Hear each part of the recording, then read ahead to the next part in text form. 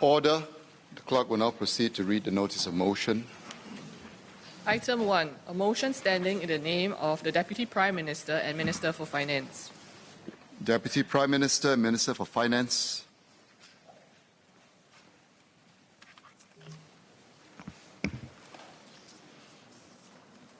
Mr. Speaker, sir, I beg to move that Parliament approve the financial policy of the government for the financial year 1st April 2023 to 31st March 2024.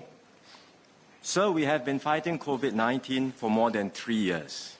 It has been a long, hard slog, full of unexpected twists and turns, and I thank everyone for your cooperation, hard work, and sacrifices. Through our collective efforts, we have found our way through this pandemic. Yesterday, we reached a new milestone and moved to DOSCON Green.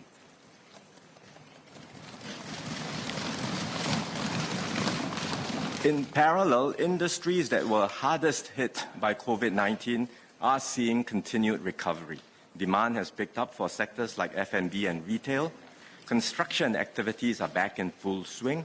Air travel has resumed, and Singaporeans are traveling again. SQ flights are filling up, pilots and cabin crew are busy flying, and Changi Airport is buzzing with life. All in all, amidst a very challenging external backdrop, our economy grew by 3.6% in 2022.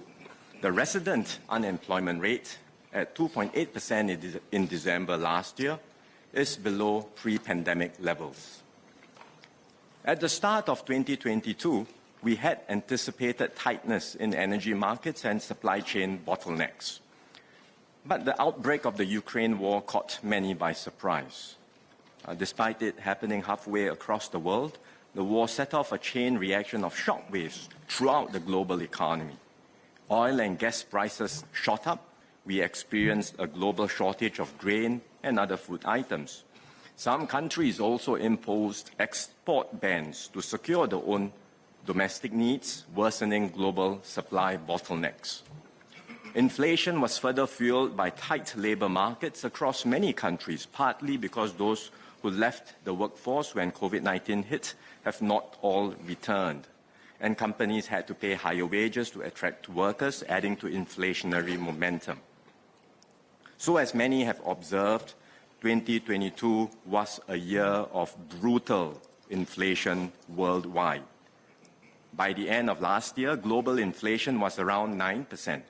Inflation reached historic levels in many advanced economies.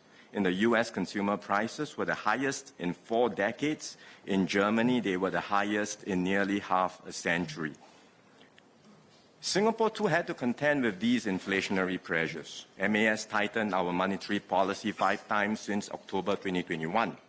While this has helped ease the pressure on headline inflation, it is still higher than what Singaporeans are used to.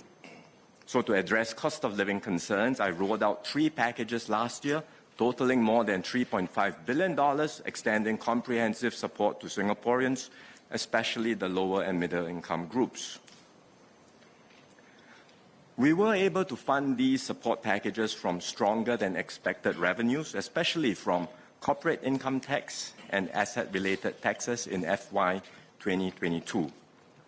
This additional revenue will also help to cover higher spending in other areas. In particular, HDB has ramped up its BTO supply to catch up with the backlog that had arisen from the COVID-19 delays. This means building more flats at a time when construction and land costs have increased, which in turn requires more funding resources. In FY 2022, we also drew on past reserves to fund our emergency COVID-19 public health expenditures. The President had earlier concurred with a draw of up to $6 billion from past reserves, specifically for this purpose. Because the public health situation has since stabilized, we now expect to draw a lower amount of up to $3.1 billion from past reserves. This brings the total expected draw on past reserves from FY 2020 to FY 2022 to $40 billion. This is lower than the initial draw of $52 billion that the government had sought the President's agreement for. It reflects our prudent approach in using our reserves, drawing on them judiciously only when there are compelling reasons to do so. So all in all, putting together our revenue upside with our higher spending, we expect a slight deficit of $2 billion or 0.3% of GDP for FY 2022. We last drew on past reserves during the global financial crisis in 2008. We spent $4 billion in FY 2009 and were able to put back what we drew 2 years later due to the sharp recovery in the economy and in our fiscal position. This time, we are in a different position. Our economy has recovered back to pre-COVID levels, but we continue to be in a tight fiscal position.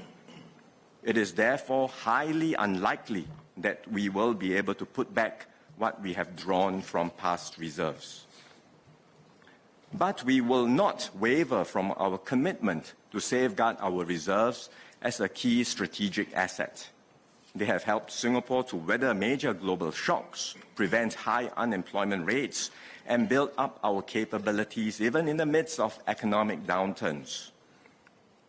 Other governments spent more during this pandemic too, but they largely financed their additional spending by borrowing, which will eventually have to be repaid by future generations. In contrast, our reserves allowed Singapore to respond quickly without falling into debt or burdening either current or future generations of Singaporeans. And so we will continue to uphold our practice of fiscal prudence and the principles that underpin the protection of our reserves. And this is why it was necessary to raise the GST rate, to ensure we have the resources to take good care of our seniors and to keep a balanced budget over the medium term. I thank Singaporeans for your understanding of why we must continue to live within our means and contribute our fair share of revenues and be good stewards of our reserves for the benefit of all Singaporeans, both now and in the future. For 2023, the key factor that will shape our growth is the global economy. For now, the picture is mixed and uneven because while there are weaknesses in many parts of the world, the IMF and the other economists do not expect a global recession this year. The EU is amongst the hardest hit due to the economic consequences of its exposure to the war in Ukraine. The US is seeing slower growth and may enter a recession as the Federal Reserve continues to raise interest rates to combat elevated inflation. Even so, many economists expect any contraction to be mild. Asia is expected to continue growing this year. In particular, the COVID-19 infection wave in China has probably peaked. As China's COVID-19 situation stabilizes and it continues to reopen its economy, the pickup in demand should provide a boost to the global economy. Overall, based on current indications of global conditions, we expect positive but slower economic growth in Singapore of 0.5 to 2.5% this year. But our economic fundamentals remain strong. Our handling of the pandemic over the past 3 years has enhanced our reputation as a reliable and trusted node in global supply chains. Our deep relationships with both the US and China, as well as partners in ASEAN and the wider region, make us a neutral and increasingly important place for global and regional businesses. We will take full advantage of these opportunities to attract new flows of investments, capital, talent, and ideas. And all these will add vibrancy to our economy and create more good jobs for Singaporeans. But there are major uncertainties and downside risks to this year's forecast. A greater than expected decline in the US and EU economies could tip the world into recession. We may see an escalation of the Ukraine war or a prolonged conflict and stalemate, leading to new waves of disruptions that further weigh on global trade as well as consumer and business confidence. We also cannot rule out a new COVID-19 variant that could be more dangerous and virulent. Whether or when these events will happen cannot be predicted with certainty, but we must prepare ourselves for these risks and be ready to respond to them. We will therefore develop drawer plans so that we have the ability and resources to take swift action should these downside scenarios materialize.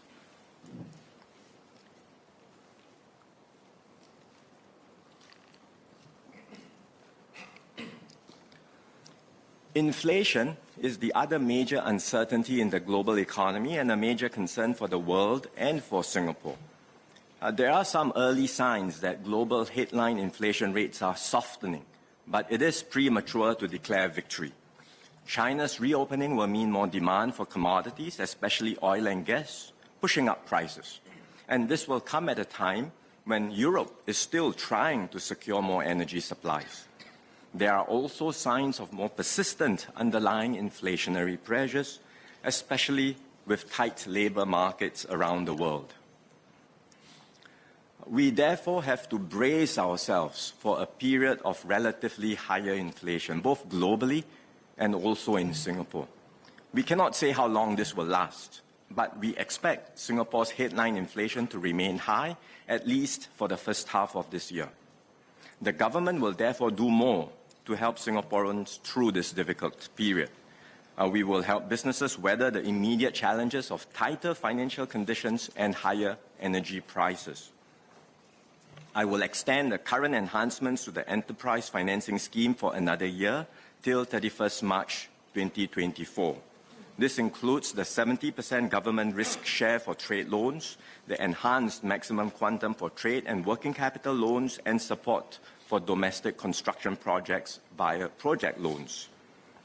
I hope this will also encourage financial institutions to continue extending credit to viable enterprises. I will also extend the energy efficiency grant for 1 year until 31st March 2024.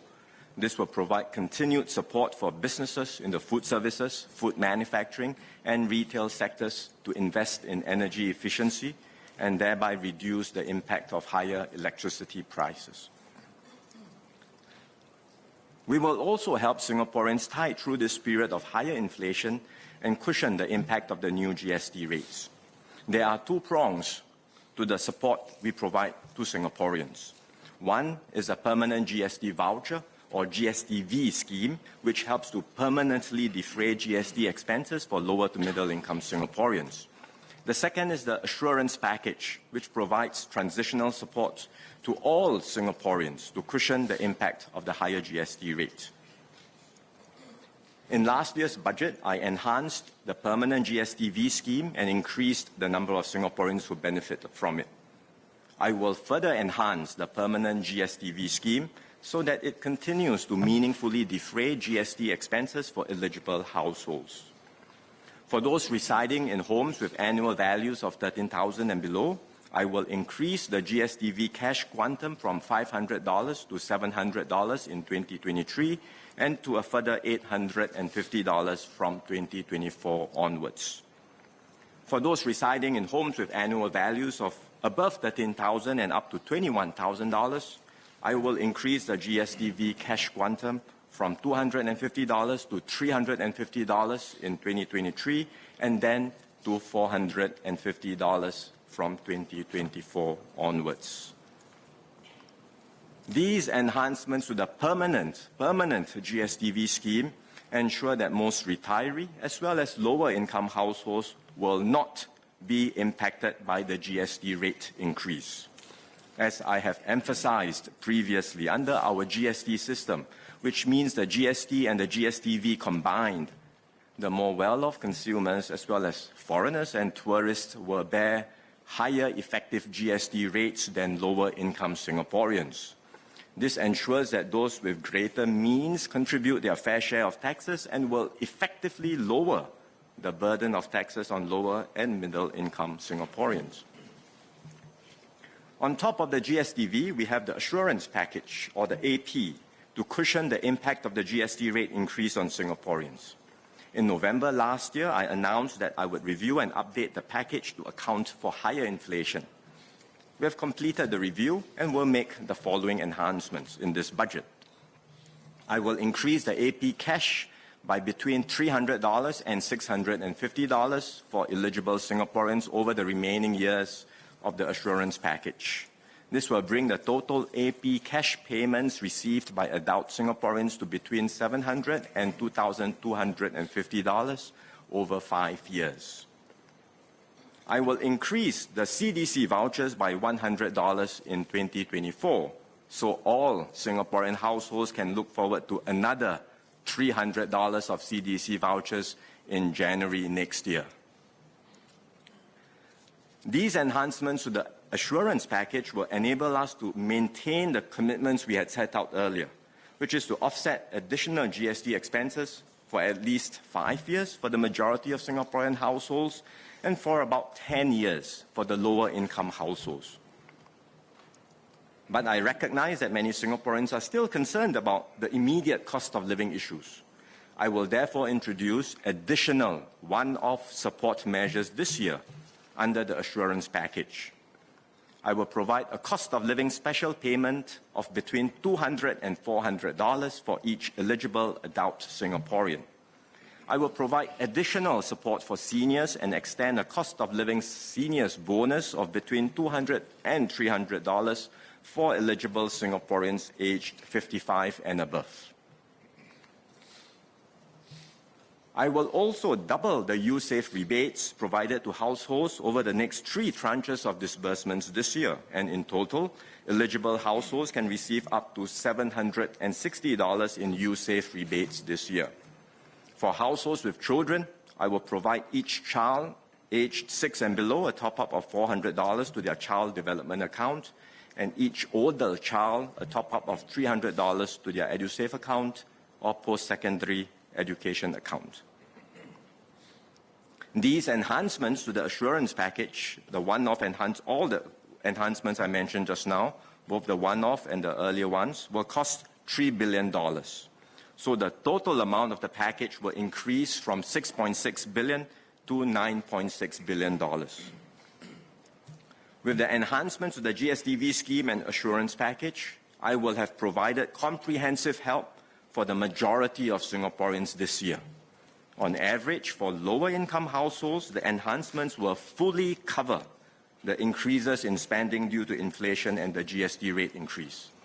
Fully cover the increases in spending due to inflation and GST rate increase for lower-income households. For middle-income households, the enhancements will substantially cover their increases in spending.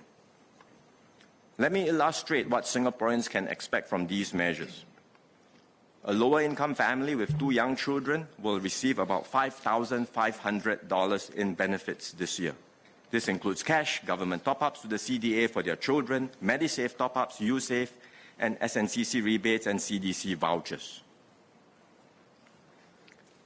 Help will also be extended to middle-income households. And we have ensured that larger households, particularly those with seniors and children staying together, will receive more support. For example, a 6-person middle-income household with 2 seniors and 2 school-going children will receive about $8,400 in benefits this year. The full details of the enhancements to the GSTV scheme and assurance package are in the annex to this budget. The updates to the assurance package reflect the commitment of this government to help Singaporeans through this challenging period of higher prices. We provided comprehensive support last year, and we are doing so again this year. But I hope all Singaporeans understand that it is not fiscally sustainable to rely so heavily on government support year after year to cope with inflation. The reality is that even after the current inflation surge moderates, inflation may stabilize at a higher trend level globally and in Singapore, higher than what we were used to in the last few decades. The era of untrammeled globalization that kept goods at highly competitive prices all over the world is over. Countries are now relooking and adjusting their supply chains. Instead of buying from the cheapest, they are prepared to accept lower efficiency and higher cost to prioritize diversification and strategic resilience. And these trends are pushing up inflation everywhere, including Singapore. We do not have much influence over this global inflation picture. But our best strategy to cope with inflation is to make ourselves more productive and competitive so that workers earn more and the increase in earnings can more than make up for the higher prices. Indeed, this is what happened last year. Real incomes grew by 2% for the median worker and by a higher 4.7% for a worker in the 20th percentile. So despite higher prices, we are still better off in real terms. We must therefore press on with economic restructuring and transformation, help businesses raise their productivity, and help workers upgrade their skills at every opportunity.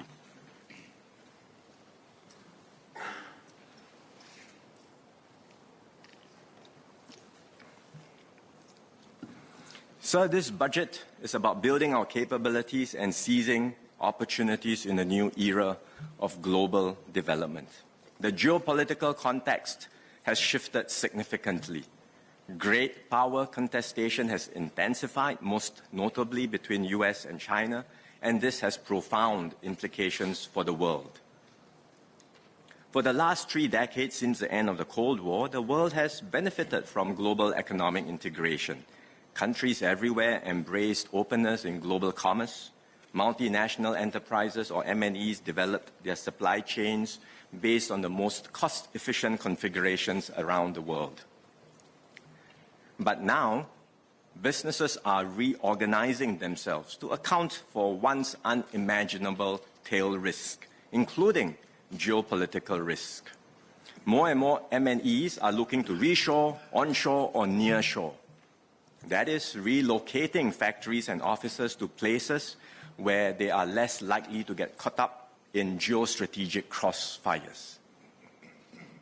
Governments in the developed world are also embracing more muscular industrial policies. Despite their macroeconomic policies being generally accommodative over the past decade, growth in many of these advanced economies has been sluggish. Incomes of middle earners there have stagnated and unemployment rates are high. They are therefore looking for ways to rebuild their manufacturing capabilities and create jobs for their people. The US in particular is determined to establish a clear technological lead over China, especially in critical industries like semiconductors and green energy. It has banned the flow of high-end chips and chip making to China and is engaging its allies to do the same. China, in turn, is investing in its own little giants to achieve technological self-reliance. We are seeing a huge contest for leadership in key technologies, which is likely to escalate with time. All this is setting off a dangerous dynamic towards greater economic nationalism and protectionism around the world. Governments are stamping out more aggressive support in the form of tax breaks and subsidies to anchor strategic industries. The major powers increasingly view economic matters through the lens of national security. Sanctions, investment prohibitions, and export controls are just some of the tools that they are using to safeguard national security.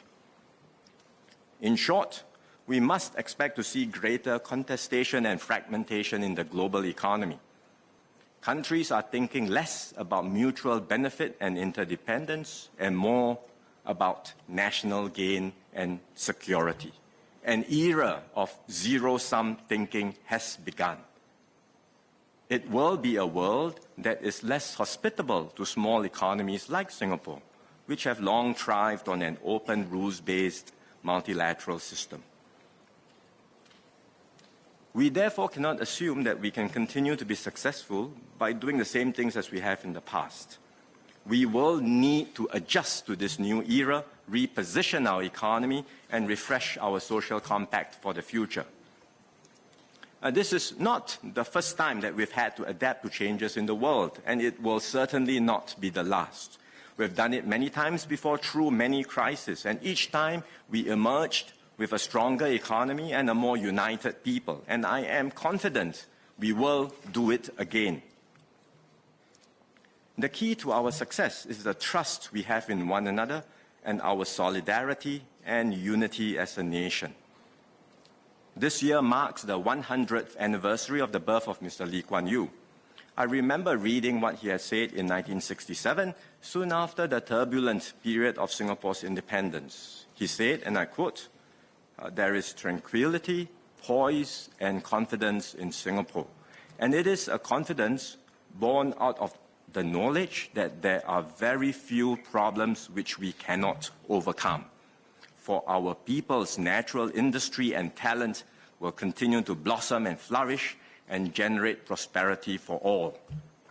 Indeed, there are very few problems we cannot overcome when we apply ourselves as one people. It is up to us to overcome the problems we face, to improve on what we have today, and to build the Singapore we want for tomorrow." And this is why I'm glad that many Singaporeans have stepped forward to join us in the Forward Singapore exercise, sharing with us their aspirations and concerns, and joining hands and hearts to create our new social compact together. Our engagements so far have affirmed the shared purpose and values that underpin our social compact. We aspire to be a fairer and more inclusive society, and a kinder and more gracious Singapore, one where we value one another for who we are, share the responsibility of supporting each other, and uphold our sense of identity in a harmonious, multiracial, and multi-religious nation. To achieve these shared aspirations, the government is pursuing new strategies in a few key areas. How we can continue to uplift the wages of those at the lower end of the income distribution and sustain real income growth for workers in the broad middle. How we can support workers, especially those who are displaced, with a better system of reskilling and upskilling, so that they can be retrained and placed into new jobs and bounce back from setbacks in life. How we can give everyone opportunities throughout their lives to uplift themselves, so that the circumstances of birth will not determine how far they go, and we can keep social mobility alive and well in Singapore. And how we can better look after our growing number of seniors, not just their medical and retirement needs, but also their care and living arrangements, so that they can age in place with grace, dignity, and security. These are important but complex issues which require further exploration. We aim to complete the Forward Singapore exercise in the second half of this year. It is not just a matter of having the government do more to provide greater assurance and support. We will make changes and intervene boldly where there is a need to do so. But government actions must reinforce the values of personal effort, responsibility for the family, and mutual support in the community. These are values that keep our society strong and enable our people to stand with pride and contribute to society. At the same time, we must ensure that any additional spending can be funded and sustained well into the future, so that we do what is right, not just for today, but also for future generations. That said, there are several pressing issues that have emerged in our conversations, which we will address in this budget. We know that long wait times for new flats and rising resale home prices are key concerns for many young Singaporeans. We had a long discussion and debate about this in Parliament last week. We also want to help parents better balance their work and family commitments and look after their children. So we will move sooner on specific measures to support young married couples and create a more conducive environment for families. The budget this year is therefore part of a broader exercise to chart our new way forward together, and it is centered on three key thrusts to secure our future in a new era. We will grow our economy, equip our workers, and provide a fuller range of opportunities for everyone to advance in life. We will strengthen our social compact and provide better support for families, seniors, and vulnerable groups. and we will build up our collective resilience so that we are able to bounce back strengthened from external shocks and setbacks. Let me go through each of these trusts in turn.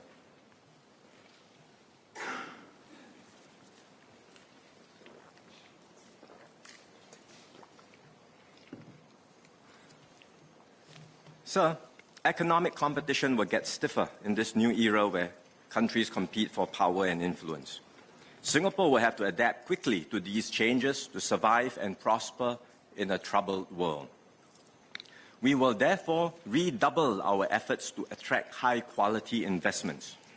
We will focus on growth sectors where we can be highly competitive. For example, we are a leading international financial center in Asia. We are a global trading hub with strengths in transportation and logistics anchored by our air and sea ports.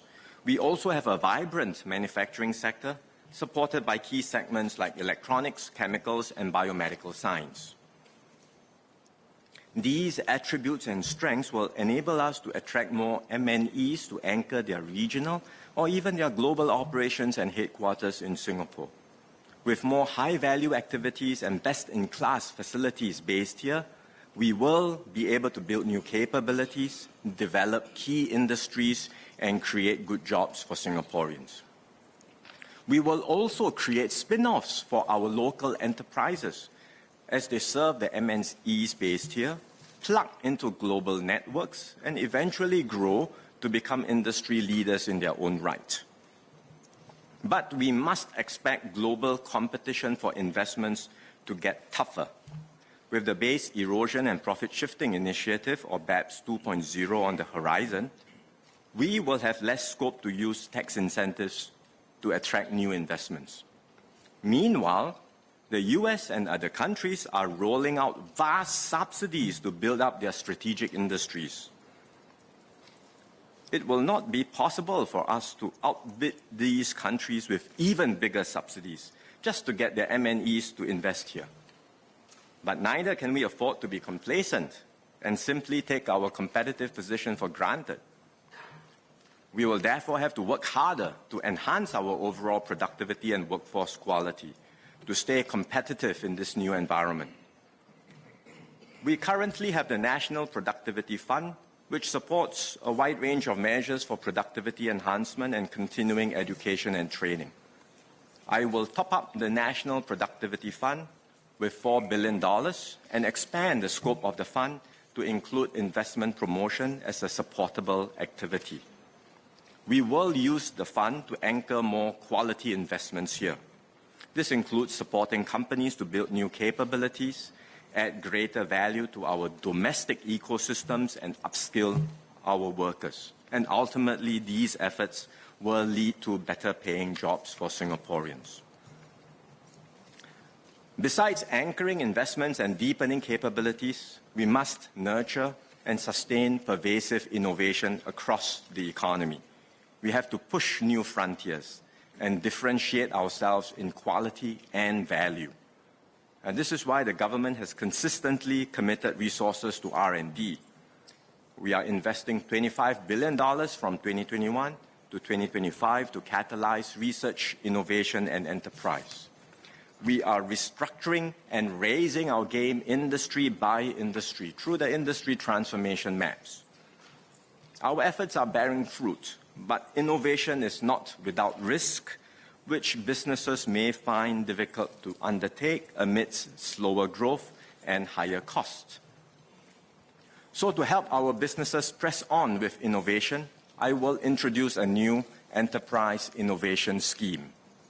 This scheme will significantly enhance the tax deductions for 5 key activities in the innovation value chain: R&D conducted in Singapore, registration of intellectual property, including patents, trademarks, and designs, acquisition and licensing of intellectual property rights, innovation carried out with polytechnics and ITE, and training via courses approved by Skills Future Singapore and aligned to the skills framework.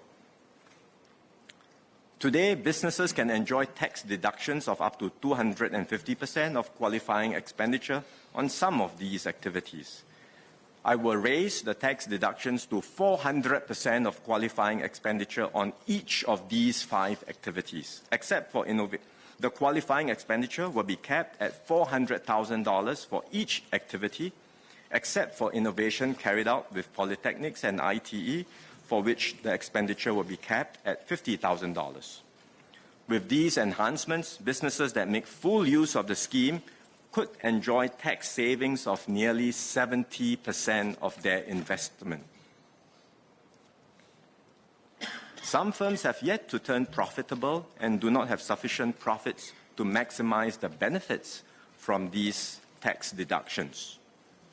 To support these firms, I will allow businesses the option to convert 20% of their total qualifying expenditure per year of assessment into a cash payout of up to $20,000. This will help smaller firms defray the cost of their innovation activities, even if they pay little or no taxes. As our companies grow, we will support them in accessing capital to scale up and be globally competitive. A key part of this effort is to strengthen our enterprise financing ecosystem so that promising firms can tap on a wide range of private equity and venture capital funds, as well as financing from other financial institutions based here.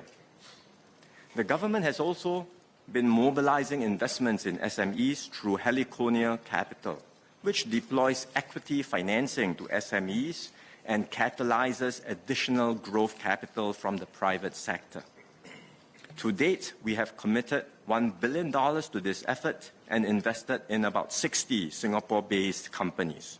This has in turn catalyzed around $2 billion of additional investments into these companies. The total revenue of this portfolio of companies has more than doubled after this investment, and over half of them have developed new capabilities or expanded beyond Singapore. Given the positive outcomes, I will set aside an additional $150 million via the SME Co-Investment Fund. We will use this to invest in promising SMEs, and we will also aim to catalyze an additional $300 million of private investments to support our SMEs. We are also developing a healthy pipeline of enterprises with a strong track record of international success and the potential to move to the next level. One example is More East, which I visited recently. The company provides specialized anchor and mooring solutions for the offshore and marine, or the O&M sector. We all know what a floating rig is. We don't always see what lies under a floating rig. But good design, engineering, and manufacturing capabilities are needed to customize mooring solutions for very different seabed and offshore conditions. And More East, a homegrown company, is now one of the top 3 global players in this niche area. But it also recognizes the long-term challenges of the O&M industry. And so the company is now diversifying and applying its capabilities in the offshore renewable energy market. It has already secured contracts to provide the anchors for offshore wind turbines in Japan and Europe. And there should be many more opportunities to come with the growing global demand for offshore wind and other renewable energy projects. We will do more to help promising companies like More East grow into globally leading companies. In last year's budget, I introduced the Singapore Global Enterprises Initiative to provide such companies with more dedicated and customized support. I will now set aside $1 billion to provide a further boost to this initiative. Promising companies will be offered specialized capability building programs tailored to their needs. This could involve working with experts to strengthen the core leadership team, accelerate their internationalization plans, and build a strong talent pipeline. Enterprise Singapore will also support them to secure resources to execute their growth plans and to build sustained research and innovation capabilities so they can strengthen their value proposition and stay competitive. The Enterprise Innovation Scheme, the boost to the SME Co-Investment Fund, and the Singapore Global Enterprises Initiative are part of a wider suite of government measures to help nurture and develop our enterprises. So I encourage all our companies, big and small, to make full use of these measures to innovate and grow. Ultimately, the value we create as an economy must benefit Singaporeans in the form of wage growth and job opportunities.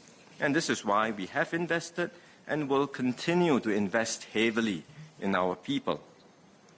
Through Skills Future, we are providing strong support for both employers and individuals to invest in upskilling.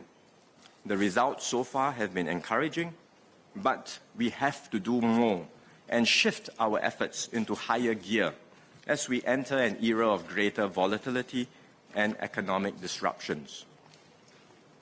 As part of the Forward Singapore exercise, we are studying several policy moves to further strengthen our Skills Future ecosystem and to enhance support for displaced workers and improve pathways to better jobs. In this budget, I will focus on ensuring that training translates into good employment outcomes. We all know that it is good to have more skills training, but training programs can vary in quality. Some lead to recognized certifications or help workers gain specialized skills that are sought after by industry, but others may not be so relevant to industry needs. Workers themselves may not know what training programs to go for or what competencies and skills they need to secure better jobs. Employers, especially amongst the SMEs, may also be unfamiliar with the training landscape and often struggle to fill job vacancies despite available job seeker pools. There is therefore a need to develop labor market intermediaries who can work with industry, training and employment facilitation partners to optimize training and job placement. So we will appoint and equip job skills integrators to do this work.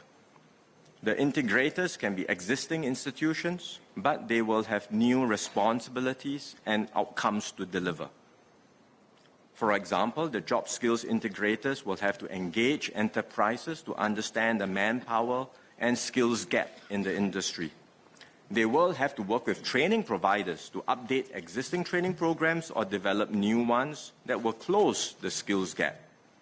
They will also have to work closely with employment facilitation agencies, get buy-in from industry partners and unions, and identify individuals with the right aptitude and fit for training. Most importantly, they must ensure that training translates into better employment and earnings prospects. We will pilot the job skills integrators in the precision engineering, retail, and wholesale trade sectors where there are higher concentrations of mature workers and SMEs. And the Minister for Education will share more about this at the COS. We will also continue to provide additional employment support for senior workers who wish to continue working. We have made several moves in this area, for example, raising the retirement and re-employment ages, providing wage support through the Senior Employment Credit, and supporting employers who offer part-time work. Many seniors have benefited from these schemes. One example is Mr. Rahmat Hamid, who is 62 this year. He retired after nearly 40 years in the hotel and F&B industries as his children were all grown up. But he soon found that he wanted to continue working and, importantly, to contribute to society. He tried out initially as a security officer, but decided he really wanted to do something to help the elderly. So he applied for a job as a cleaner at All Saints Home, which is a senior daycare facility.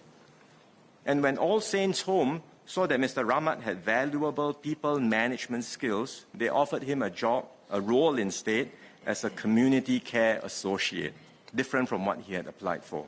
This is a much better fit for Mr. Rahmat. He is now able to put his skills to good use, and he continues to learn new skills to interact with and take care of his clients.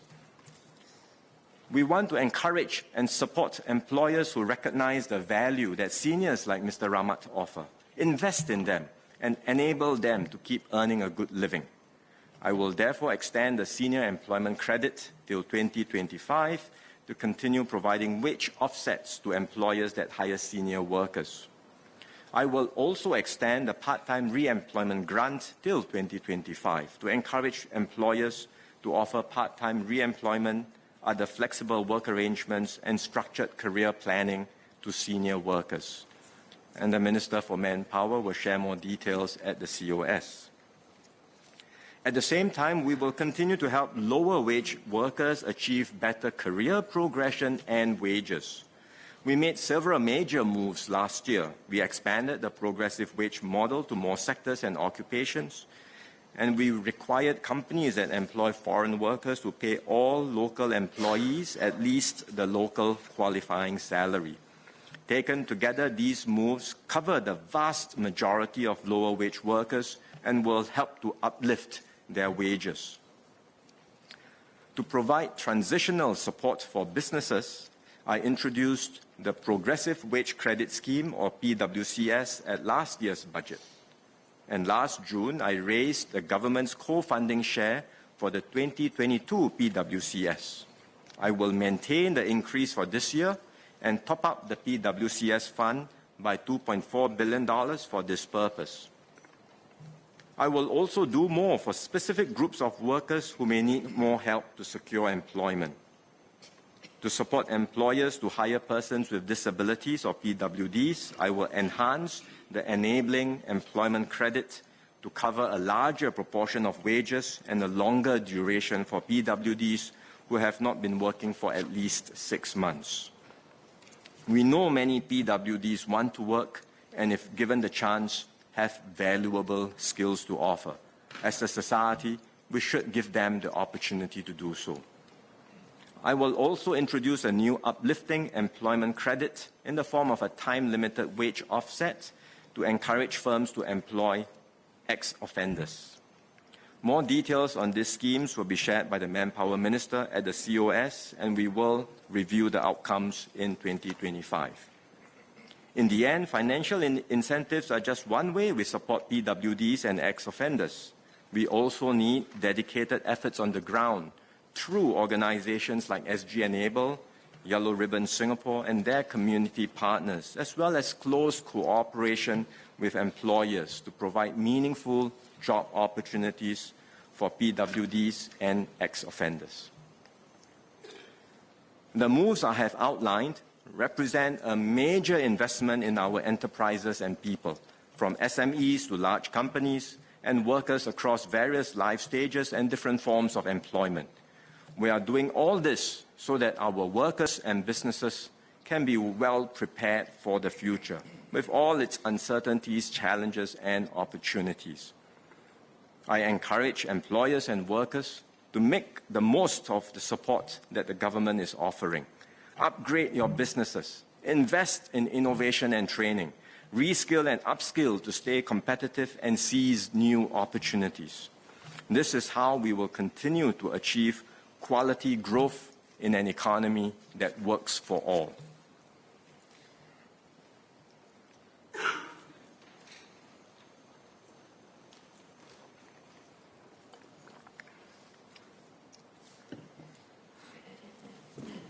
Even as we grow our economy and equip our workers, we will also invest significant resources to strengthen our social compact.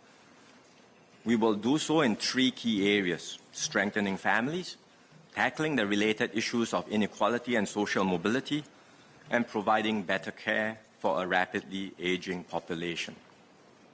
I will start with families, which form the bedrock of our society and are the anchors of emotional, social, and financial support for all of us.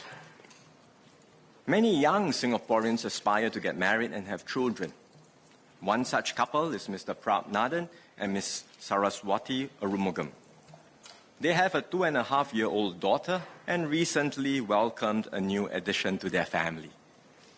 As young parents, they have many exciting plans for their family, but they also have their share of concerns and stresses. So in this budget, we will step up support for young couples like them and help them realize their aspirations in a Singapore made for families. First, we will do more to support the housing aspirations of young Singaporeans. HDB already sets aside the bulk of its BTO flat supply for first-timer families who are given priority for their flat applications. But the first-timer category today covers a wide range of applicants. For example, those who already have their own homes today but have not received housing subsidies before are also considered first-timers. Given this wide range of first-timer applicants and the current tightness in BTO supply, we should identify and provide more support to specific groups. We will therefore focus on first-timer families with children, as well as young married couples aged 40 years and below who are buying their first home. We will do more to help such families secure their BTO flats in a timely manner, including by giving them an additional ballot for their BTO flat applications. This will be implemented later this year, and more details will be provided by the Minister for National Development at the COS. Some Singaporeans are prepared to buy resale flats for their first homes, but they find the resale prices today too expensive. We have implemented cooling measures to moderate demand in the resale market, and the launch and completion of more BTO flats over the next few years will further ease demand and prices of resale flats. I will also provide more support for first-timer families to purchase resale flats. I will increase the CPF housing grant by $30,000 for eligible first-timer families purchasing 4-room or smaller resale flats, and by $10,000 for those purchasing 5-room or larger flats. Eligible first-timer families purchasing resale flats will qualify for this increased CPF housing grant with immediate effect. The additional grant amount will be credited into their CPF account from April this year onwards. Together with the enhanced CPF housing grant and the proximity housing grant, eligible families can receive up to $190,000 in grants when buying a resale flat.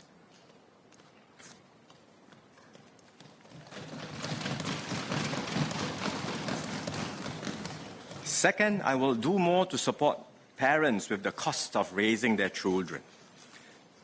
The government already has a generous set of measures, including the baby bonus scheme, significant preschool and education subsidies, and tax benefits like the parenthood tax rebate and the working mother's child relief. Some of these schemes need to be adjusted to ensure that more support is given to those with greater needs. For Singaporean children born or adopted on or after 1st January 2024, I will change the Working Mother's Child Relief, or WMCR. I will change it from a percentage of the mother's earned income to a fixed dollar relief. This will take effect from year of assessment 2025. So for Singaporean children born or adopted before 1st January 2024, there is no change to the WMCR that eligible working mothers can claim. With this change, eligible working mothers in the future will claim the same amount of tax relief for a child in the same birth order. $8,000 in tax relief for the first child, $10,000 for her second child, and $12,000 each for her third and subsequent child. Effectively, this will provide more government support for eligible lower to middle-income working mothers. We will also lapse the foreign domestic worker levy tax relief for all taxpayers from the year of assessment 2025. This is because we already have a migrant domestic worker levy concession, which provides more targeted support for families who need help caring for their dependents, including young children below 16 years old. While we make these adjustments, I will at the same time significantly increase financial support in the child's early years. I will increase the baby bonus cash gift by $3,000 for all eligible Singaporean children born from today onwards.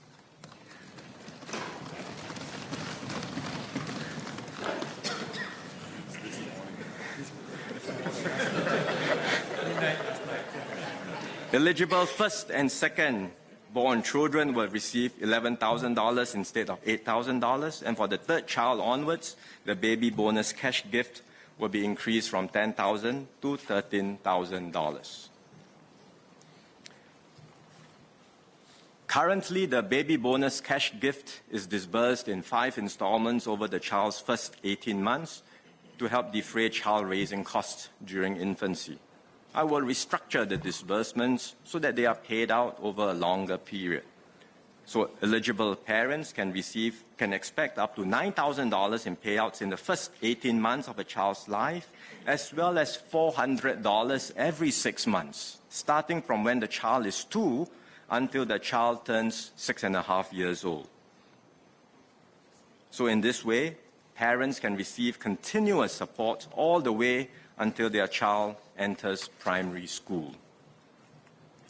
For eligible Singaporean children born from today, I will also increase the government contributions to the Child Development Account, or CDA, which their parents can use to directly offset preschool and healthcare expenses.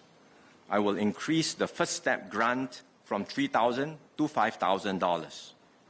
This is automatically credited into the CDA, and parents can immediately benefit from it once they open the account.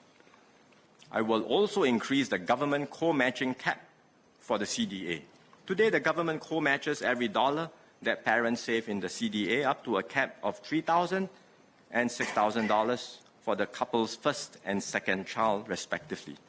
I will increase these co-matching caps by $1,000 each to $4,000 for the first child and $7,000 for the second child. To cater sufficient time for the required legislative system changes, the actual enhancements to the baby bonus cash gift, CDA first step grant, and CDA co-matching caps will be made available from early next year. The disbursements, enhancements will be made available from early next year. We will notify parents when they can make the additional deposits into their child's CDA to enjoy the enhanced government co-matching. The changes I've just described apply, as I mentioned, to eligible Singaporean children born from today.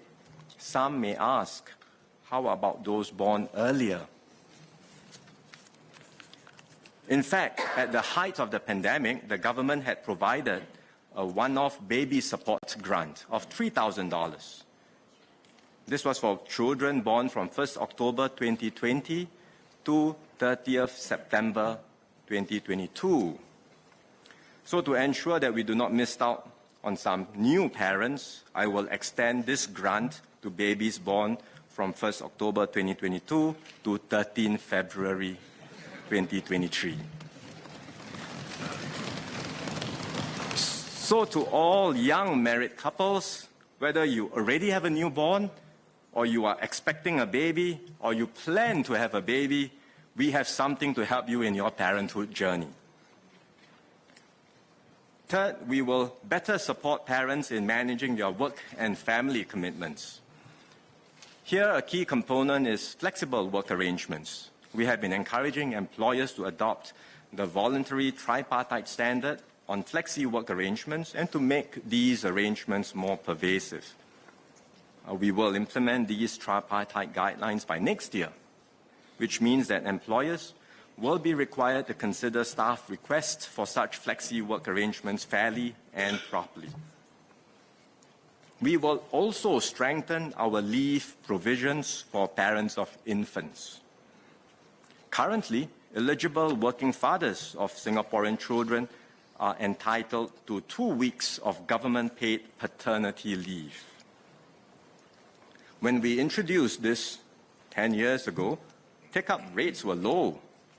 But over time, the situation has changed. Today, more than half of our fathers take paternity leave. I am heartened by this trend. We should all be, because many studies internationally and in Singapore have shown that children with more involved fathers have better physical, cognitive, and emotional development outcomes. I will therefore double the government-paid paternity leave from 2 weeks to 4 weeks for eligible working fathers of Singaporean children born on or after 1st January 2024.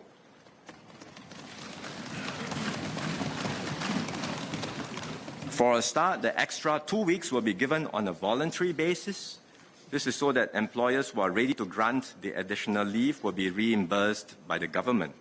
And this is also to give more time for employers to adjust, especially taking into account the existing economic conditions and manpower and operational challenges that many employers face. But we will review this, and we intend to make this mandatory in due course. With the doubling of paternity leave, I hope the message is clear. We want paternal involvement to be the norm in our society, and we will stand behind all our fathers who want to play a bigger role in raising our children.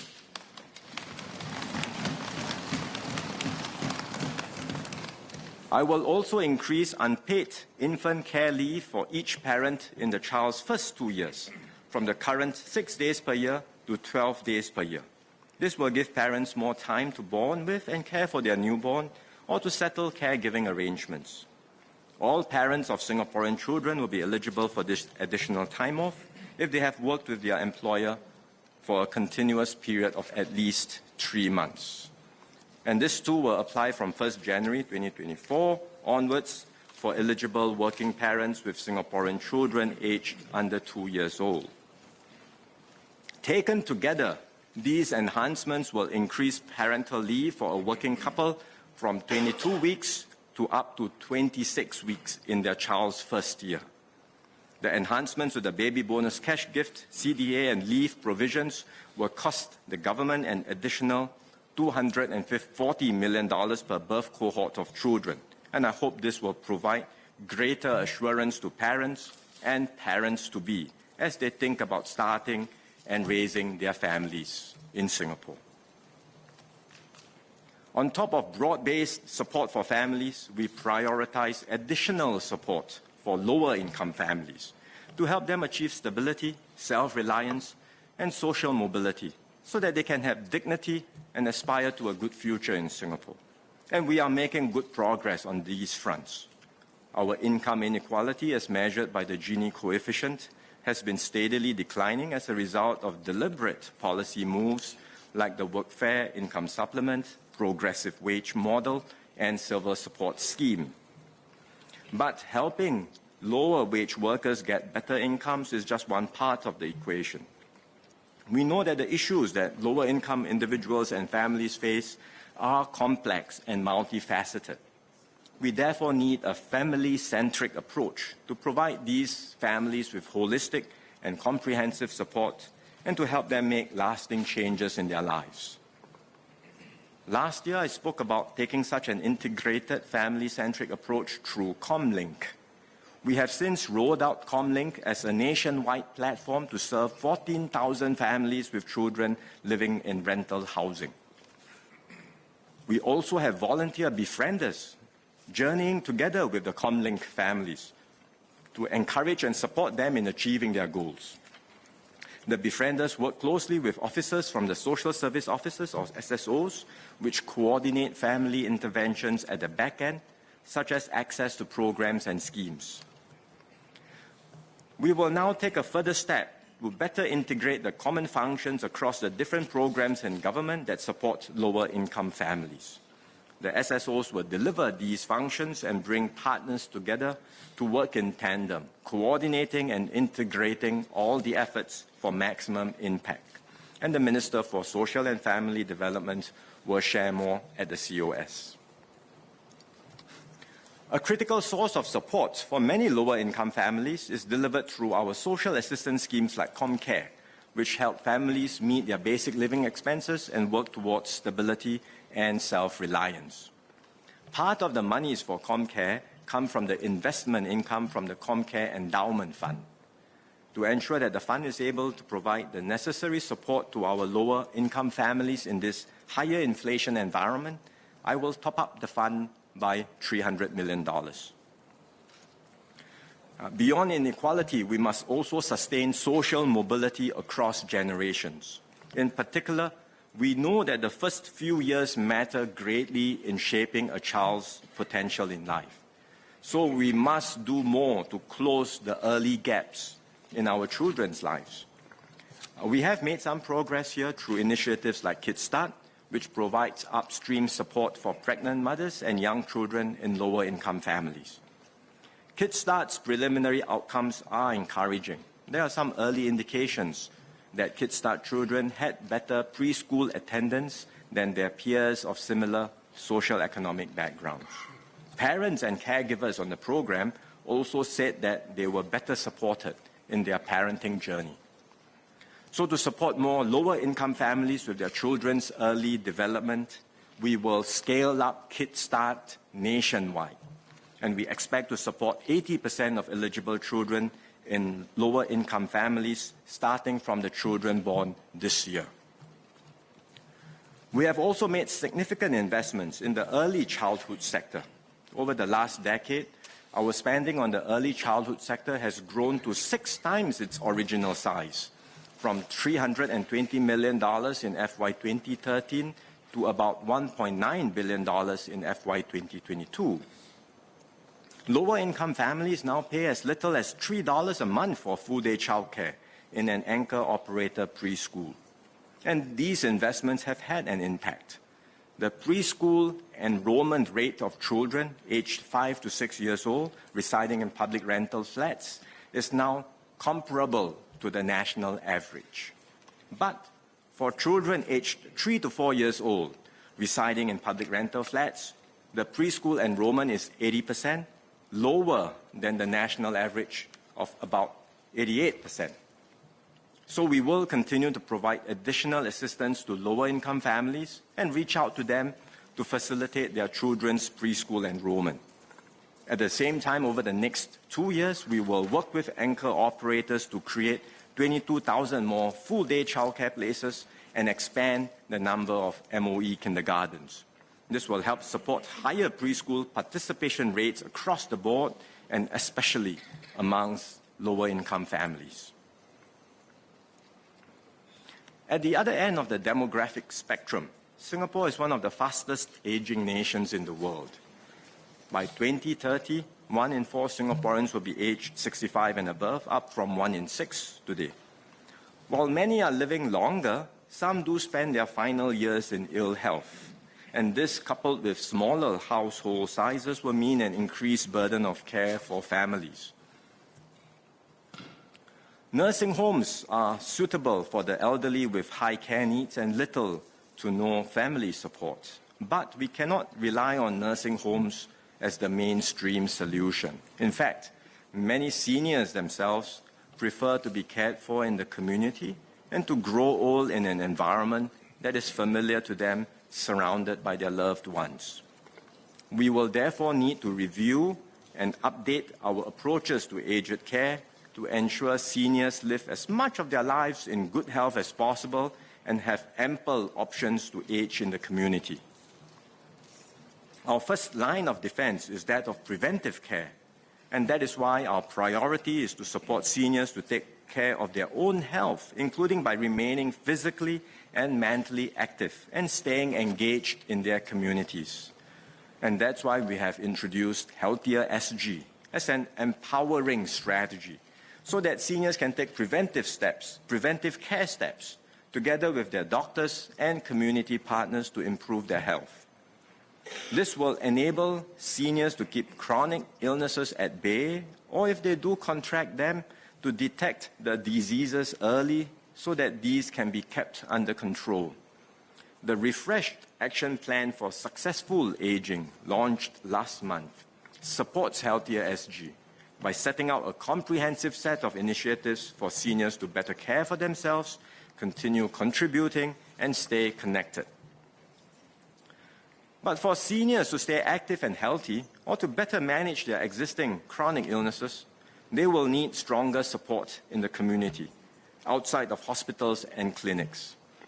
So as part of the Forward Singapore exercise, we are studying how we can enhance the range of care and support options within the community. This includes reviewing the operating model of active aging centers and examining how we can better strengthen and coordinate the providers in the aged care sector, which is highly fragmented today. In the meantime, we will increase the resources dedicated to supporting seniors, especially lower-income seniors with their long-term care and healthcare needs. I will top up the Elder Care Fund by $500 million to support means-tested subsidies for seniors who need home-based, center-based, or institutional care. I will also top up the Medifund by $1.5 billion to strengthen the safety net for lower-income individuals and seniors facing financial difficulties with their medical bills, even after government subsidies, MediShield Life and MediSave. As our population ages, we will also have to address the retirement needs of Singaporeans. We have enhanced the CPF system over the years, such as through workfare and extra interest on lower CPF balances. We now have silver support to supplement the retirement income of seniors who had lower incomes in their working years. And we also encourage family members with more means to top up their loved one's CPF through tax reliefs and matching grants. We are considering what more we can do to enhance retirement adequacy in our Forward Singapore deliberations. Meanwhile, in this budget, I will make several moves to help specific segments.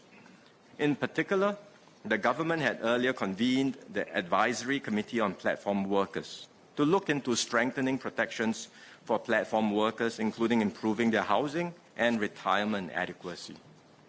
The government has accepted the committee's recommendations, one of which was to align the CPF contribution rates of platform workers and companies with those of employees and employers over a period of 5 years. So platform workers who are below 30 years old when the changes are implemented will be required to make increased CPF contributions.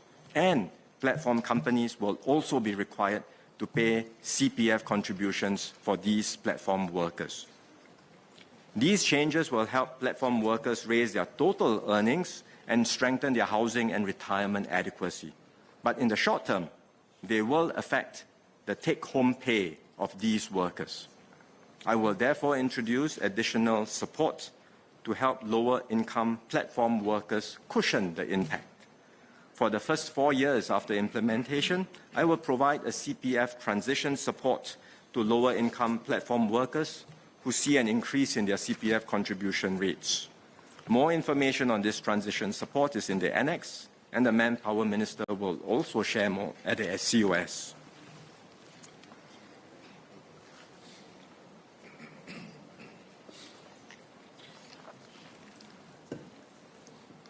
We will also make some CPF adjustments for older workers in line with the recommendations of the Tripartite Work Group on Older Workers. We implemented the first increase in CPF contribution rates for senior workers in 2022 and the second increase earlier this year. For these two increases, the government had provided employers with a CPF transition offset to alleviate the increase in business costs. We will continue with the next increase in CPF contribution rates in 2024 and likewise provide employers with a similar offset. In addition, I will increase the minimum CPF monthly payout for seniors on the Retirement Sum Scheme to $350 a month. I will also help middle-income Singaporeans save more for their retirement by raising the CPF monthly salary ceiling. The CPF salary ceilings were last raised in 2016. To keep pace with rising salaries, we will raise the monthly salary ceiling from $6,000 to $8,000 in 2026. We will phase in the increases over 4 years, starting from this year, to allow employers and employees adjust to the changes. Mr. Speaker, sir, the measures in this budget are part of our overall efforts to strengthen our social compact, and to build a fairer and more inclusive society. We still have more to do, and we will continue this important work as part of Forward Singapore.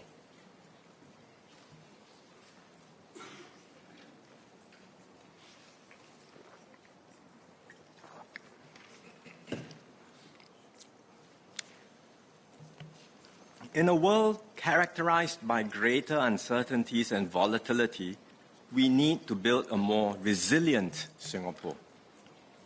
We have kept an eye on resilience throughout our nation-building journey, but we are entering a new era where disruptions will likely happen more frequently.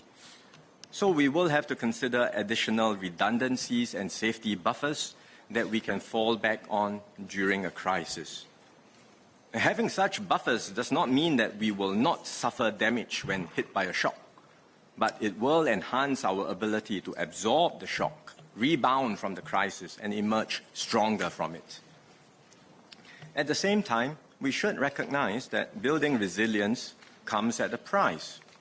For example, diversification means buying from multiple sources, but this also makes things more expensive because we are no longer buying only from the cheapest source. The stockpiles of food and essential items will require space and will need to be maintained. Even if a crisis does not materialize or is less severe than expected, such costs still need to be funded. The government will spend more on resilience, but we also need to be judicious in how we use public monies to secure effective and enduring improvements in our national resilience.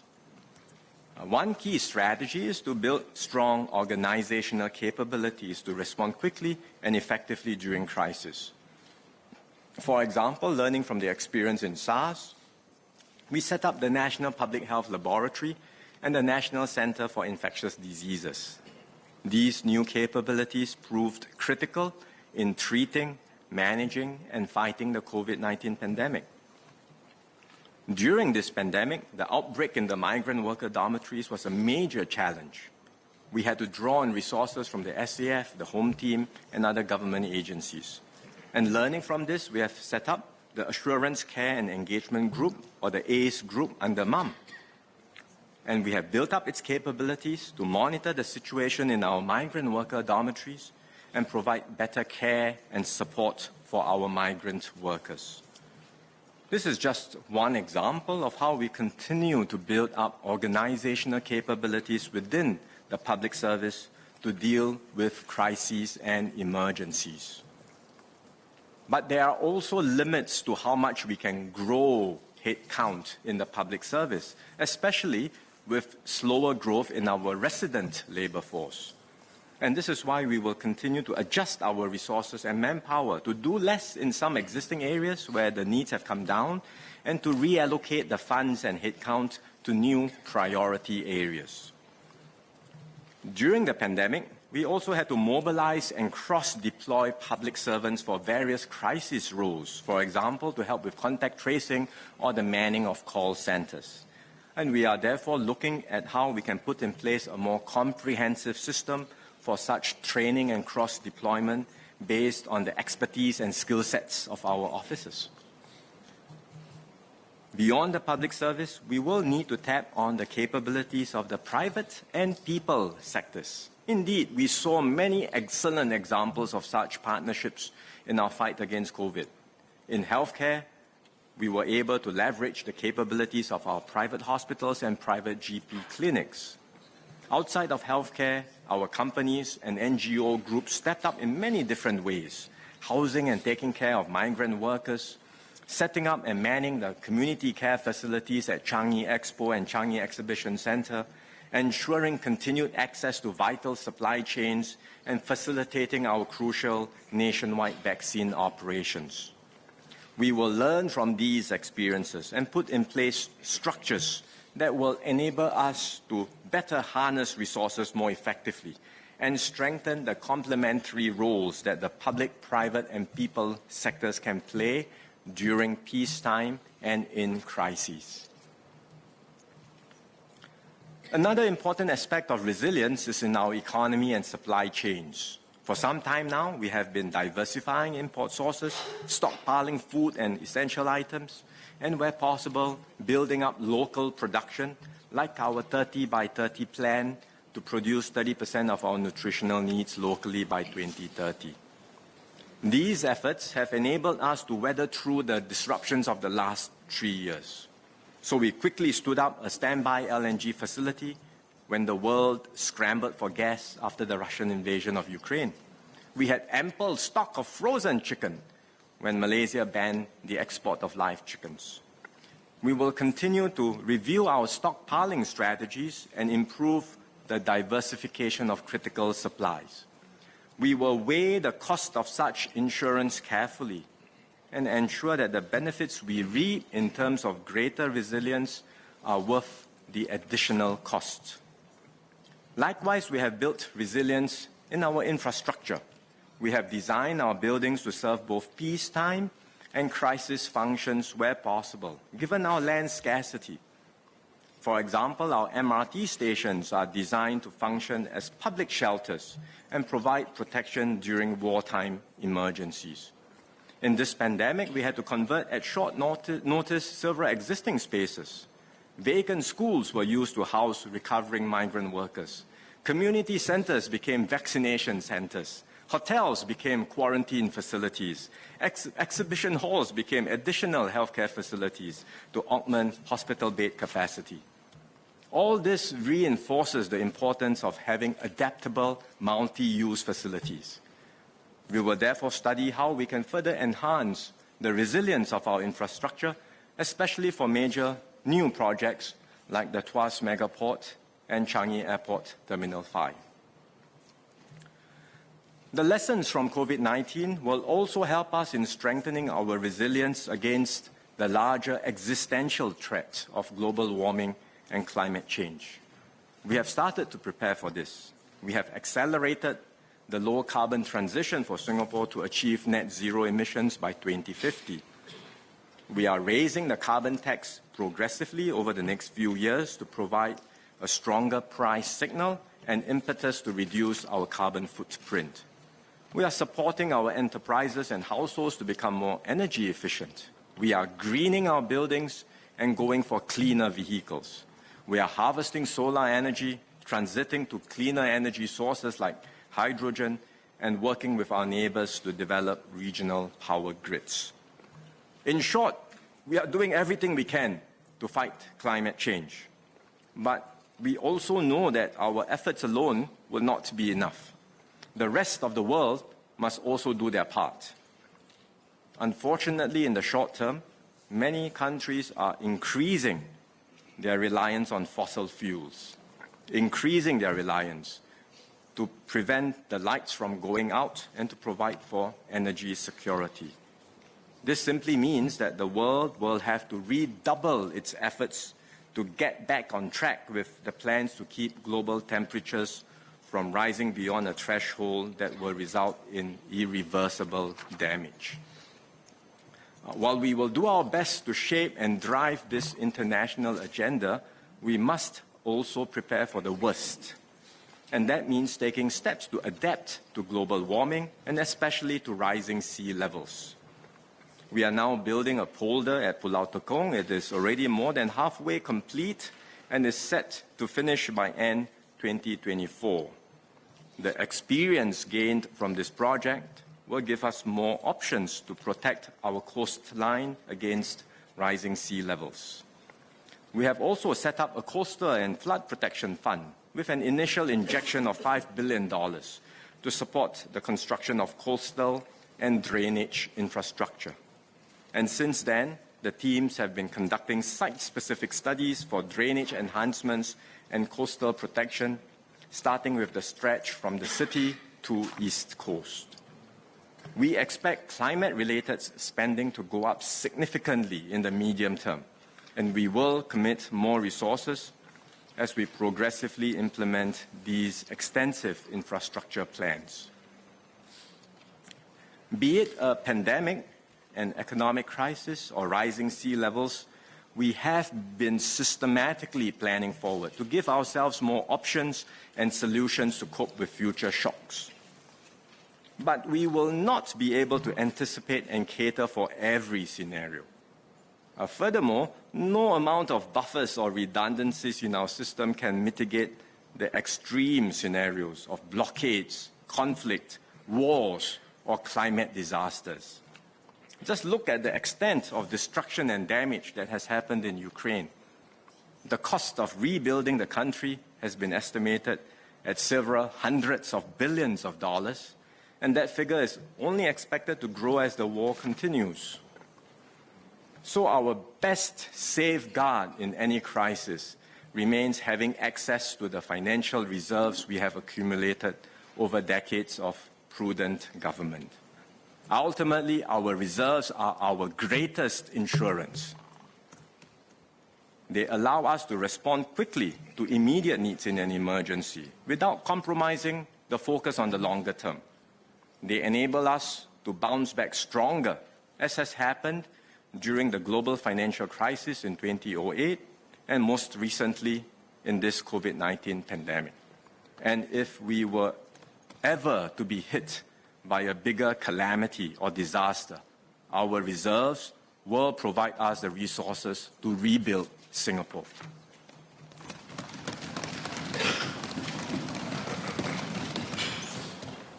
Aside from financial reserves, the most critical ingredient of national resilience is our people.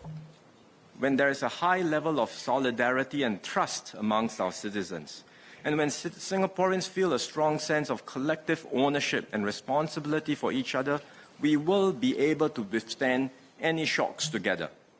And this is why we are continually reviewing and updating our policies to keep our social fabric strong and resilient. And we do so from a position of strength. Over decades of engagement and hard work, we have expanded the common stakes we have with one another. We have kept faith with each other and avoided the fissures that have divided so many other countries. In the last 3 years of the pandemic, we have seen many ground-up initiatives by diverse groups looking after the more vulnerable amongst us, regardless of race or religion. Singaporeans have also donated generously. Despite the economic downturn due to COVID-19, the donations received through giving.sg were about 3 times higher than pre-pandemic levels and have remained at about $100 million in the last 3 years. We must sustain this spirit of giving, and the government will continue to do our part to foster this. One way is through tax-deductible donations to institutions of a public character, or IPCs, and eligible institutions. Our tax deduction for donations at 250% is, in fact, already very high compared to other jurisdictions. Nevertheless, we will extend this tax deduction rate for another 3 years till end 2026, and we will review thereafter what would be a more sustainable level of tax deduction for the longer term. We will also continue to encourage businesses to do their part in corporate giving. Many are already doing so, going beyond cash donations to skills-based volunteering and inclusive hiring. We will enhance the existing business and IPC partnership scheme into a broader corporate volunteer scheme, which will be rolled out for 3 years. The scope of eligible activities for tax incentives under the scheme will be expanded. And we will also double the qualifying per IPC cap to $100,000 per calendar year to facilitate deeper partnerships between businesses and IPCs. Our charities, social service agencies or SSAs, and community organizations play critical roles in looking after the vulnerable and mobilizing Singaporeans to support those in greater need. We will continue to strengthen their capabilities and support their services. We have completed a review of social service salary benchmarks and will work with the SSAs to raise salaries so as to better attract and retain talent in the social service sector. And the Minister for Social and Family Development will share more at the COS. In this budget, I will top up the Community Silver Trust by $1 billion to support our SSAs that deliver community care services for our seniors. The Community Silver Trust provides dollar-for-dollar matching grants for the SSAs and will enable them to enhance the quality and accessibility of community care, especially for the more vulnerable seniors. Charities and SSAs can also continue to tap on the Charities Capability Fund and the Community Capability Trust to drive innovation and transform their operations. I will also provide a $10 million top-up to the self-help groups over the next 3 years. They are doing good work on the ground and are well placed to provide assistance to members of their respective communities who need help. Sir, tomorrow is Total Defense Day. We are reminded that every citizen and every sector of society has a part to play in ensuring Singapore's security and defending our way of life. Indeed, our efforts to strengthen our overall resilience must reflect the values that motivate us as a people and as a nation. We want a Singapore where we not only do the best for ourselves, but also help our fellow citizens succeed. And that is how we keep Singapore strong, resilient, and united.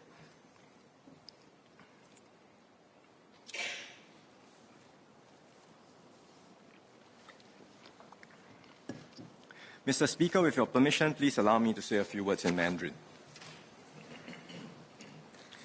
今年的财政预算案是在外部环境复杂多变的情况下出炉的。在这充满挑战的世界里，我们必须全力以赴，维持新加坡的稳定与繁荣。我理解国人对生活费上涨的担忧，因此这次的财政预算案会提供更多援助，协助国人渡过难关。退休人士和低收入家庭将获得最多的援助。例如，一对住在三房式主屋的退休年长夫妇，今年可以得到6500元的补助。这些援助足以让他们应付消费税上调和通胀导致的额外开销。中等收入家庭也将受惠，而大家庭会获得更多援助。例如，一户住在5房式主屋、家有2老并有2个孩子的中等收入家庭，这一家6口今年总共能够获得8400元的补助。中等收入家庭所获得的援助也能抵消大部分消费税上调和通胀导致的额外开销。除了这些暂时性的援助措施，我也将加强永久性消费税补助券计划，这将确保大多数退休人士和低收入家庭不会受到消费税上调的影响。在我国的消费税制度下，比较富裕的消费者以及外国人和游客将比低收入的国人承担更多消费税。除了协助国人应付生活费上涨，我们还会协助企业和员工做好准备，在新时代抓住机遇。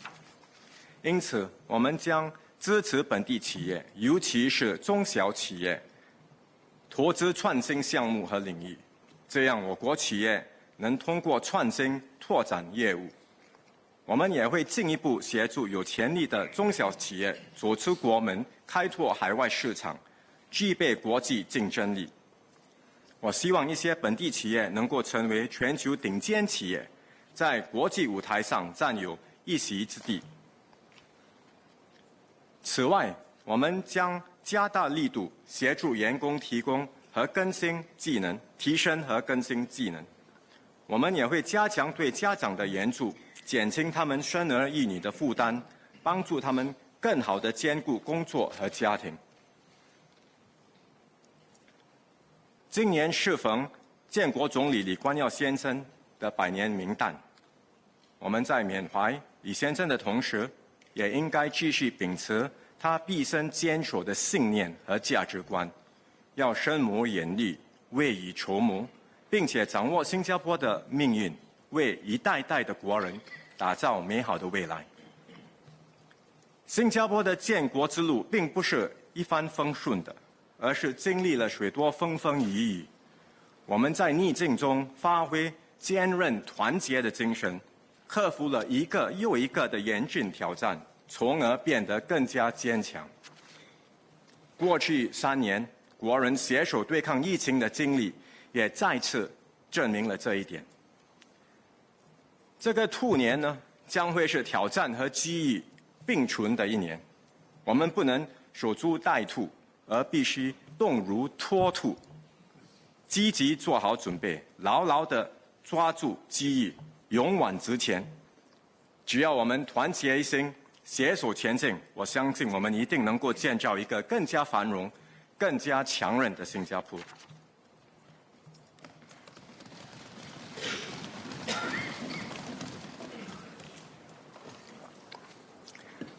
Sir, our efforts to grow the economy, strengthen social safety nets, and enhance national resilience will require the government to spend more. The Ministry of Finance recently published an occasional paper on our medium-term fiscal projections. Our expenditure projections have not taken into account additional policy moves that the government may make in the future. If there are any such further increases in spending, they will need to be funded by additional revenues to ensure a balanced budget over the medium term. But even if we have to look at ways to raise revenues in future, the government will keep our overall system of taxes and benefits fair and progressive. Our system is based on collective responsibility. Every citizen has a part to play in nation building. Everyone contributes something, but those who are better off contribute more. Likewise, everyone benefits from the state spending, with the vulnerable benefiting more. This is a fair and inclusive approach.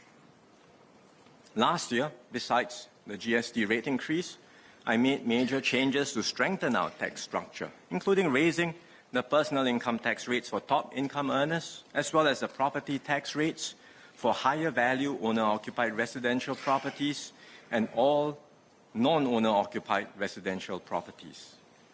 This year, I will make further adjustments to our tax system. I will adjust the buyer's stamp duty regime, which applies to all purchases or receipts of gifts of immovable properties in Singapore. I will introduce higher marginal buyer stamp duty rates for higher value residential and non-residential properties. For residential properties, the portion of the value of the property in excess of $1.5 million and up to $3 million will be taxed at 5%, while that in excess of $3 million will be taxed at 6%, up from the current rate of 4%. The changes are expected to affect 15% of residential properties. The additional conveyance duties regime will also be adjusted accordingly. For non-residential properties, the portion of the value of the property in excess of $1 million and up to $1.5 million will be taxed at 4%, while that in excess of $1.5 million will be taxed at 5%, up from the current rate of 3%. And these changes are expected to affect 60% of non-residential properties. The changes to the BSD regime will apply to all properties acquired from tomorrow. This is expected to generate an additional $500 million in revenue per year. But the actual amount will depend on the state of the property market. I had adjusted vehicle taxes last year, but there is still scope to make them more progressive. I will therefore adjust the additional registration fee or ARF rates to better differentiate between the higher-end cars and also tax luxury cars at a higher rate. Buyers of cars with open market value or OMV of more than $40,000 will pay higher marginal ARF rates than they do today, and in particular for the highest OMV tier, the revised ARF rates will be 320%, up from 220% today. Currently, the preferential ARF rebates are sized as a percentage of the payable ARF. I will cap the preferential ARF rebates at $60,000 to avoid providing excessive rebates to more expensive cars when they are deregistered. These changes are expected to affect the top 1/3 of cars by OMV. Buyers of cars with an OMV of 40,000 or less will not be affected. The new ARF structure and the preferential ARF cap will apply to all cars registered with COEs obtained from the next round of COE bidding. The ARF change is expected to generate about $200 million in additional revenue per year, but again, the actual amount will depend on the state of the vehicle market. To discourage the consumption of tobacco products, I will implement a 15% increase in tobacco excise duty across all tobacco products with effect from today. The increase is expected to generate about $100 million in additional revenue per year. I will also make some tax adjustments to support businesses and strengthen our competitiveness, as well as to enhance the fairness and resilience of our tax system, and the details of these tax changes are in the annex to the budget. Our corporate tax system will be affected by BEPS 2.0. Pillar 2 of BEPS will introduce a global minimum effective tax rate of 15% for large M&E groups. However, many jurisdictions have not announced their implementation plans. Some key parameters of Pillar 2 have only been finalized this year, while others remain under discussion at the international level. The EU recently announced its plans to implement Pillar 2 in phases, starting effectively from 2024. Other jurisdictions like the UK and Switzerland have announced their intention to do the same. As the rules will be implemented progressively, the full effects will only be felt in 2025 or later. Given these developments, I intend to implement Pillar 2 from 2025 as part of the broader international move to align minimum global corporate tax rates for large M&E groups. When we do so, we will implement a domestic top-up tax, which will top up the M&E group's effective tax rate in Singapore to 15%. At the same time, we will review and update our broader suite of industry development schemes to ensure that Singapore remains competitive in attracting and retaining investments. That said, the developments on BEPS are fluid, and we will continue to monitor international developments. If there are additional delays, we will adjust our implementation timelines. We will continue to engage companies and give them sufficient notice well ahead of any changes to our tax rules or schemes. So let me now summarize our overall fiscal position. For FY 2022, as I mentioned just now, I expect an overall deficit of $2 billion or 0.3% of GDP. For FY 2023, I expect an overall slight deficit of $0.4 billion or 0.1% of GDP. This is appropriate for the projected economic conditions this year. Nevertheless, we will have drawer plans in place to take swift action should downside economic scenarios materialize. For the last 3 financial years, we've had to draw on the past reserves to cope with the unexpected shocks and disruptions of the pandemic. As things return to normal, we will not need to make any draw on the past reserves in this year's budget. In May 2020, the government raised the contingencies funds balance from $3 billion to $16 billion to ensure we could respond quickly to urgent and unforeseen cash flow needs arising from the fast-evolving pandemic. With the return to normalcy, I will reduce the balance of the contingencies fund from $16 billion to $6 billion. This will ensure adequate resources for unforeseen circumstances while retaining discipline in how we manage our finances. Today, we can increase the balances in the contingencies fund, but there is no legal mechanism to make a reduction. We will hence amend the Constitution for this purpose, and the government will be tabling a bill for first reading later this month. Mr. Speaker, this budget is about moving forward in a new era, a period of great uncertainty and troubles in the external environment which will pose formidable challenges for all of us. We are taking comprehensive measures to help Singaporeans tide through the immediate cost of living pressures. Importantly, we are making decisive moves to secure Singapore's prospects by growing our economy, equipping our workers, strengthening our social compact, and building a more resilient nation. These moves are part of the broader strategy for our next bound of development, which we are co-creating with Singaporeans through the Forward Singapore exercise. The road ahead will not be easy, but it has never been and will never be that easy for us. We are a little red dot, a country that was never meant to be. We are more exposed and vulnerable than others to external forces beyond our control. And in our short history since independence, we have repeatedly faced crisis and will continue to do so. But we have never shied away from adversity and challenges.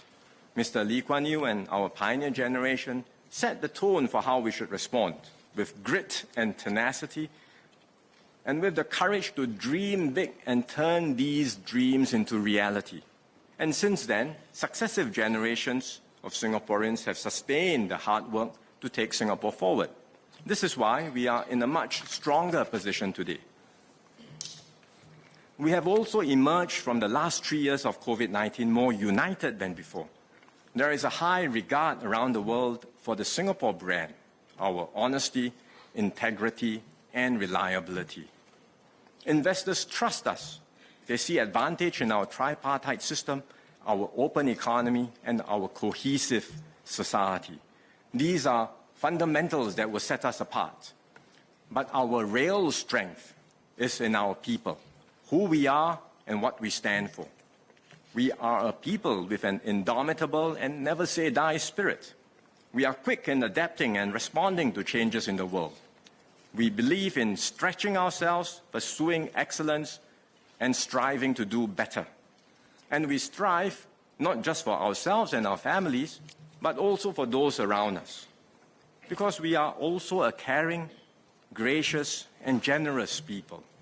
We treat each other as equals, we respect and look out for one another, and we are ever ready to extend a helping hand to those in need. We see this spirit in Singaporeans like Miss Emily Yap, who is a registered nurse at Alexandra Hospital. Emily has been hard at work at the COVID front lines. Despite this heavy workload, she still volunteers on her off days to care for the wider community. She draws inspiration from her grandmother, who also worked as a nurse her whole life. So Emily started a ground-up initiative with other like-minded young people. During the pandemic, she and her fellow volunteers helped to deliver grocery packs to the elderly and lower-income families in her community. She also used her CDC vouchers, not for herself, but to buy kueh bangkit from her neighborhood bakery and shared them with vulnerable families over the Lunar New Year.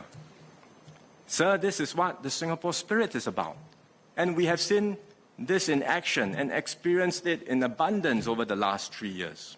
How we are responsible for one another, keep an eye out for our fellow citizens, and always band together as a team. And as one united people, we can move forward with confidence in this new era and shape a brighter future and a better Singapore together. Mr. Speaker, I beg to move.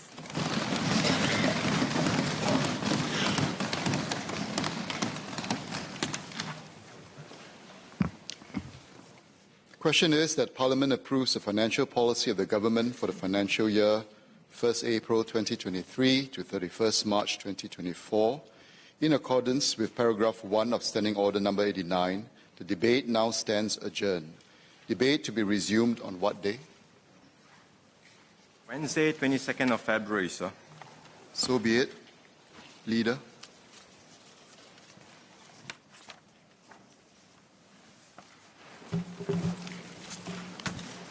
Mr. Speaker, I beg to move that Parliament be now adjourned to Wednesday, 22nd of February. The question is that Parliament do now adjourn to Wednesday, 22nd February 2023. As many as are of the opinion say aye. Aye. To the contrary say no. I think the ayes have it. The ayes have it. Order. Order.